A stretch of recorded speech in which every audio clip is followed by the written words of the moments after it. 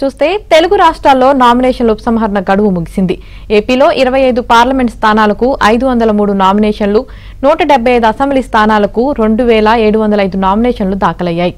నంద్యాల పార్లమెంటుకు అత్యధికంగా 36 నామినేషన్లు, రాజమండ్రి పార్లమెంటుకు అత్యల్పంగా 12 నామినేషన్లు వచ్చాయి.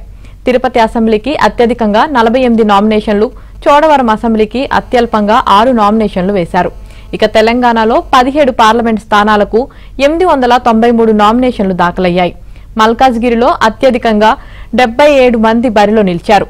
నామినేషన్ల ఉపసంహరణ తర్వాత ఇండిపెండెంట్ అభ్యర్థులకు గుర్తులు కేటాయించబోతున్నారు.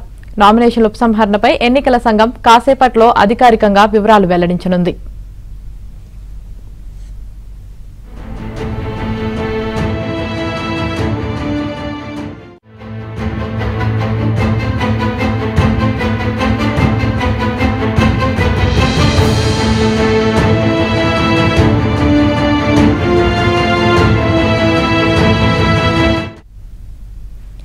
తెలుగు రాష్ట్రాల్లో నామినేషన్ల ఉపసంహరణ గడువు ముగిసింది. ఏపీలో 25 పార్లమెంట్ స్థానాలకు 503 నామినేషన్లు, 175 అసెంబ్లీ స్థానాలకు 2705 నామినేషన్లు దాఖలయ్యాయి. నంద్యాల పార్లమెంటుకు అత్యధికంగా 36 నామినేషన్లు, రాజమండ్రి పార్లమెంటుకు అత్యల్పంగా 12 నామినేషన్లు వచ్చాయి. తిరుపతి అసెంబ్లీకి అత్యధికంగా 48 నామినేషన్లు, చోడవరం అసెంబ్లీకి అత్యల్పంగా 6 నామినేషన్లు వేశారు. ఇక తెలంగాణలో 17 పార్లమెంట్ స్థానాలకు 893 నామినేషన్లు దాఖలయ్యాయి.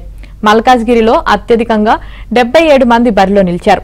నామినేషన్ల ఉపసంహరణ తర్వాత ఇండిపెండెంట్ అభ్యర్థులకు గుర్తులు కేటాయించబోతున్నారు. నామినేషన్ల ఉపసంహరణపై ఎన్నికల సంఘం కాసేపట్లో అధికారికంగా వివరాలు వెల్లడించనుంది.